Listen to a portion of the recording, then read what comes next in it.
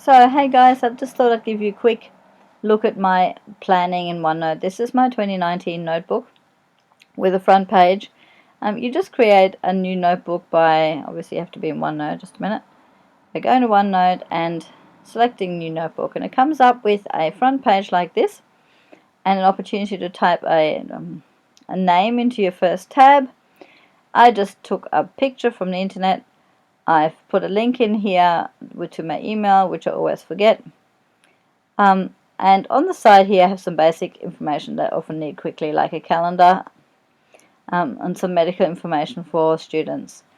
You just add a page here by clicking add a page. It comes up with untitled page. You put something in here that isn't a rubber.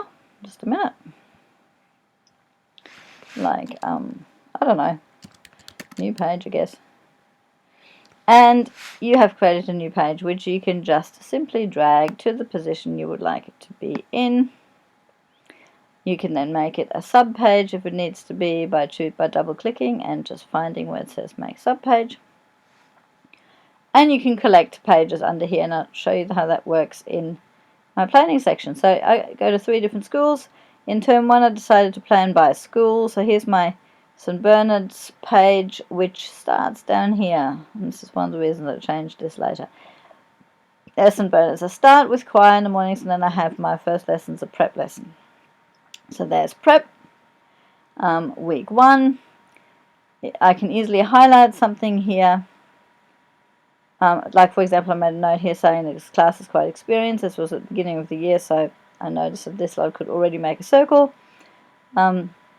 I just copy and paste this whole section by clicking up here and just selecting copy over into the next week, and I can basically add things or delete things. Yellow and blue different highlighters mean different things to me, and that's how I planned in term 1. Later on I got to the point where I wanted to plan a bit differently because I got sick of looking up these schools. So by about term 3 I was planning by week rather than school.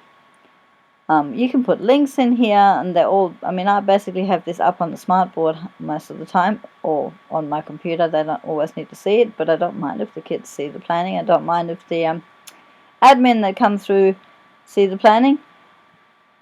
I then have other resources that I need here that I can just quickly click onto, and it's ready to go on the smartboard, ready for us to use, ready for me to just quickly refer to if I have to, and so forth.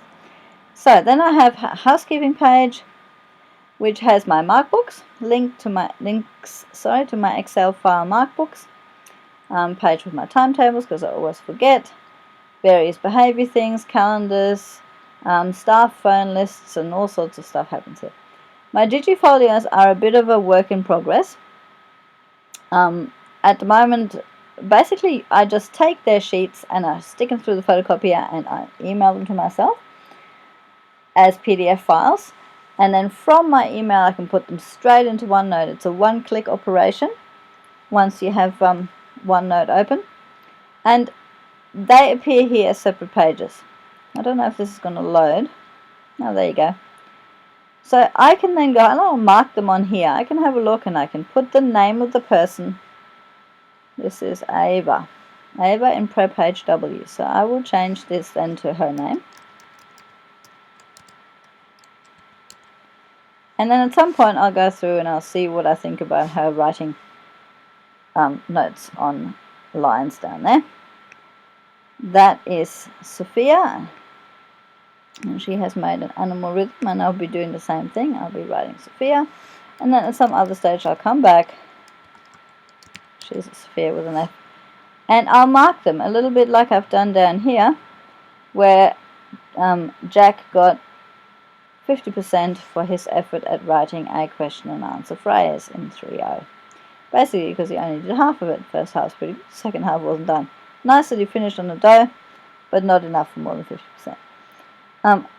How I'm organizing these is a little bit of work in progress. As you can see, there's a lot of various bits there, but I haven't found the perfect way to organize these yet. What's good about them though is that I can, on my school issued computer, I'm on the Mac here, but on the Windows computer I can right click and change the orientation of these pages. I can't do that on the Mac. So I can turn it around so that we can all read it off the smartboard and we can together sing Jack's song.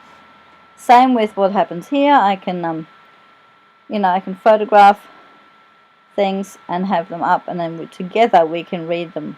I can show the kids the work that they've done and we can together discuss and reflect. I have lots of resources, things like, well, not lots, but some good ones, 5-line manuscripts and guitar chords. At some point I thought I had a tone ladder here, but obviously it's disappeared. My events are pretty important. I've got my Stedford staff and my concert things, my regional music camp things, all the letters that I usually lose, timetables and so forth. There's a whole events page. I have my choir roles here. I have choir email addresses for parents that I can grab quick and don't have to look up again. SHEB nominations, various other things, musical choruses, rah-de-rah. I have my strings page here with people's addresses that I probably shouldn't show you. I have my meeting schedules here, and various projects that I'm working on with different people that I just want to keep notes about.